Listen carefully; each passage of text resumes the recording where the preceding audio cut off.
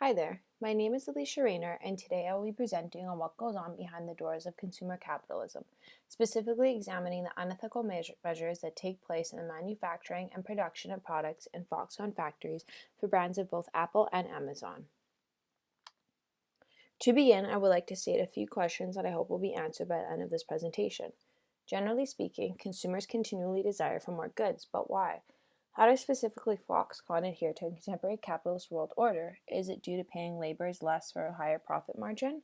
What are the severe consequences with Foxconn's unethical procedures with their means of production? For today's presentation, I'll introduce what the concern is, bring forth the case study of Foxconn, examining the manufacturing and production of Apple and Amazon products. Next, will be the discussion of Foxconn's historical overview, the severe labor conditions, critical impacts on workers, and a discussion on the call to action. I will then wrap up with a brief conclusion. In a contemporary society, consumerism has become a powerful ideology. This ideology implies that the acquiring of products define our identity and sense of self. Consumerism is an economic theory that states that an increasing of consumption of goods is economically desirable, that we can seek happiness and fulfillment through consumption, making it a purpose of one's life. As an ideology, consumerism is a lens through which we understand the world, forming our values, relationships, identity, and behavior along with the culture and the entire social structure of society. Furthermore, consumerism is an inherent feature of capitalism, which is based on mass production and an understanding of growth as the ever increase of the production and selling of goods. Holt shares that consumer capitalism relies upon the ideological premises that social identities are best realized through commodities. Moreover, when examining advertisements play a major role within consumerism and creates a strong demand by inventing false needs. Apple may be the best example of consumerism within contemporary society. It is considered to be one of the most valuable brands in the world and shows an incredible growth from $8 billion in 2004 to none less than $230 billion in 2015, and that number can only be ever so higher now, being in 2019. Another company contributing to the aspect of consumerism is Amazon. Amazon has become highly dependent for modern day life and has the ability to shape the economy in its own image. In fact, the US economy and the global economy are in the throes of the Amazon effect, a term used to describe Amazon.com's success, which is a blended retail practice and customer expectations, both online and off. By mid 2018, Amazon was already responsible for roughly 50% of the nation's e commerce sales and 5% of all combined offline and online sales. Most consumers delight in the ability to get the world delivered to their doorstep in as little as 2 days. Holt also shares that a successful brand is one that can adapt to changes in society. So, with that being said, Amazon and Apple are both very successful brands in the opposition that they adhere to the very vast changes throughout society, which they keep up with consumers' needs, demands, wants, and desires. However, while this seems positively outstanding for these businesses and the economy, attributes of low wages, working overtime, and dangerous working conditions due to toxic chemicals and explosions are common in Apple and Amazon affiliated companies like Foxconn Technology Groups and have led to a considerable amount of suicides and mental health concerns among workers in the last years. A supplier code of conduct exists, but Apple has to cut costs in the production process in order for suppliers to get a greater profit margin. The companies ensure that enough psychological pressure is exerted on workers so that they refrain from complaining against the working conditions. Overall, the web of global connections between producers and consumers is even more elusive than we think. When we see that dazzling row of new iPhone or iPads at the Apple Store, we do not see all of the tinkering, gluing, and assembling that young individuals are doing at the Foxconn factories in China.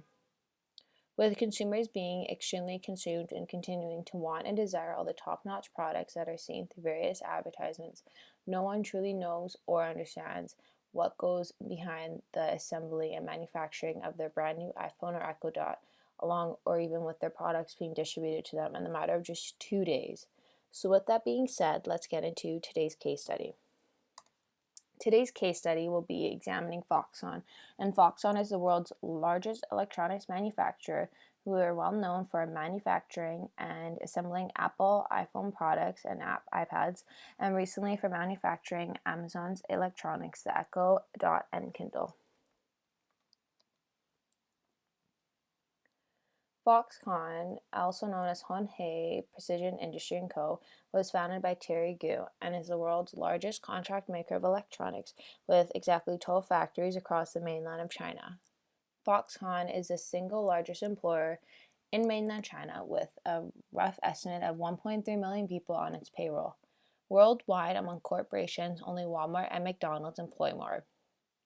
Foxconn is also the largest iPhone manufacturer for Apple, but it's not the only one, but it's the largest, along with recent manufacturing for Amazon's electronics of the Echo Dot and Kindle.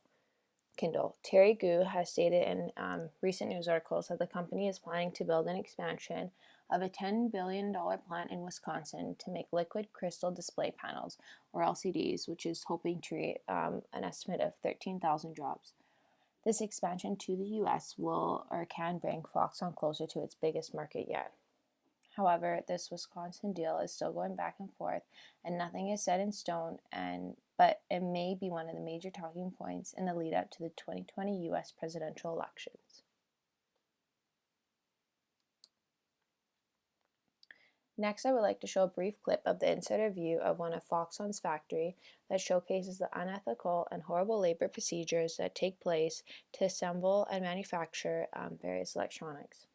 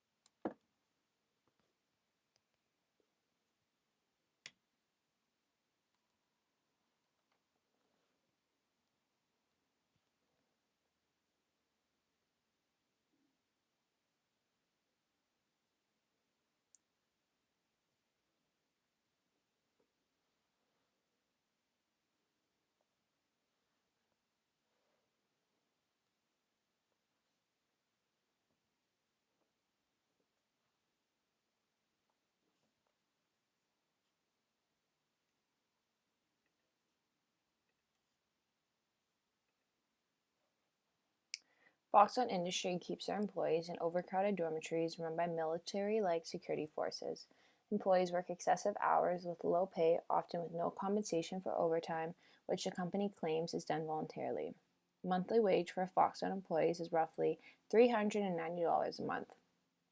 Student labor is common in manufacturing hubs in China, like Foxconn, and students must be paid but are only limited to 40 hours a week.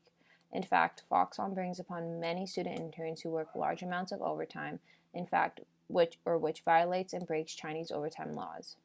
Moreover, when a new iPhone model is released, the workload becomes more intense, and with the demand for labor at its highest, workers gain a bit more leverage to press their grievances.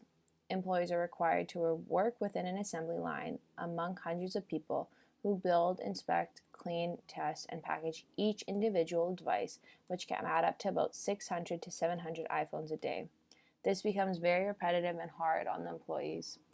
Many positions in the factory include employees cleaning the iPhone or Echo Dot using a toothbrush dipped in rubbing alcohol to remove the smallest dust particles. Management controls every aspect of the workers' lives, interfering with their privacy. As well as if an employer fails to meet a quota or makes a mistake, this can draw on public condemnation from supervisors. Workers are often expected to stay silent and may draw rubrics from their bosses just to ask to use the restroom. Amazon has recently got caught for their working conditions in China, where thousands of workers were hired and paid illegally. A recent report by the New York China Labor Watch revealed the horrendous conditions dispatch workers were subject to while making Echo speakers and Kindle e-readers. Workers were working 100 hours of overtime each month, along with employees not receiving adequate safety training and staff dormitories were under-resourced and lacked fire extinguishers and escape routes. Staff is also subject of verbal abuse. This is not the first time that Amazon has come under fire for its poor labor conditions. Working conditions at Amazon's U.S. warehouses have also been criticized in recent times. Almost a year ago, an anonymous survey was released and had confirmed the findings of a British investigative reporter who wrote that workers were skipping bathroom breaks and peeing in bottles to keep up production levels. Unfortunately, due to these attributes listed, employees of Foxconn are committing suicide due to the workers not being able to withstand the horrible working conditions. Foxconn has struggled to meet high safety and other standards expected of consumer electronic brands while keeping costs low.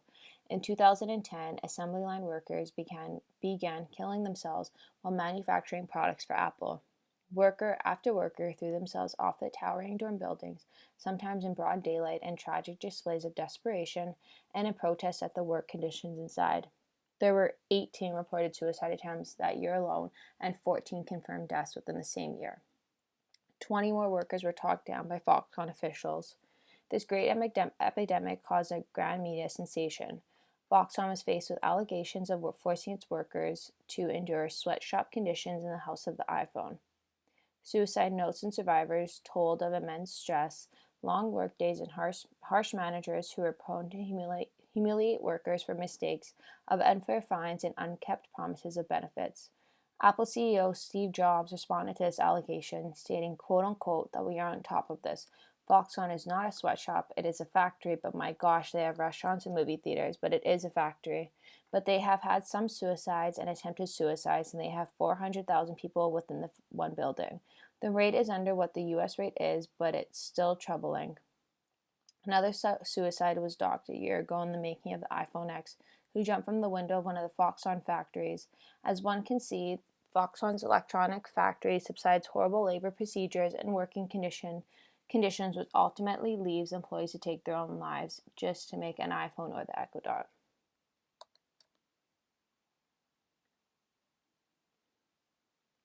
Due to these unethical working procedures within Foxconn, many strikes and protests with employees of Foxconn have occurred.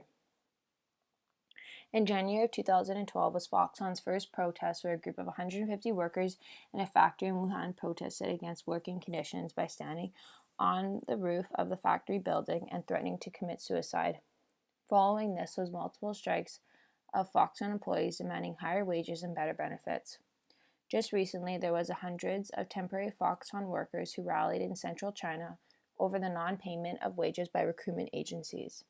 With many Foxconn employees taking a stand, Foxconn believes that they have a hold on this, and in lieu of the aftermath of multiple suicides and protests, Foxconn had erected nets around its Shenzhen factory buildings, which was designed to prevent suicide jumps. While these nets were put up to prevent suicides, at least 4 employees died by throwing themselves from buildings. A worker of Foxconn stated that these nets are pointless. If somebody wants to commit suicide, they will do it. And still to this day, these nets are still outside the Foxconn factories, yet they are old and half torn off. Along with implementing safety nets around the buildings, Foxconn hired many counselors to help its workers. So just when citizens are badgering their local Apple salesperson to put the new iPhone into their hands, Foxconn workers are most likely to erupt into labor protests due to the extensive amount of pressure and labor conditions. All in all, consumers' needs are not biological, they are a social construction, and that by consuming goods one will be happy and fulfilled. However, consumers only see that one aspect. Subjects are highly unaware of these horrific labor procedures that assemble and manufacture their new iPhone or Kindle. Is it fair to say that consumers care more about getting the latest iPhone versus the working conditions in China? I mean, maybe yes. If consumers were concerned, they would abide from contributing to the ever-growing consumer capitalism. However, in order for that to be accomplished, the ideology of consumerism would need to be shifted in a sense. Furthermore, consumers only see the one side of their commodities. They fail to know that their new iPhone or Echo Dot puts a major detrimental cost on the individuals who are behind the means of production. Moreover, when examining the supply and demand of Apple and Amazon products, capitalists and consumers are highly benefiting while the factory workers are on the losing end of the spectrum. So where do we go from here? I mean, I'm not here to bring forth the message to stop buying new commodities, but just be aware that there are horrible labor conditions that go into your new iPhone or Amazon product. So maybe the next time you want a new iPhone after just after having it for a year, maybe reconsider that. And if you really need another new iPhone, and be aware that it takes horrible labor conditions to get that product assembled, manufactured, produced, and distributed to you. Hopefully, this presentation will pave the way to educate and bring forth consumer awareness. Thank you for listening.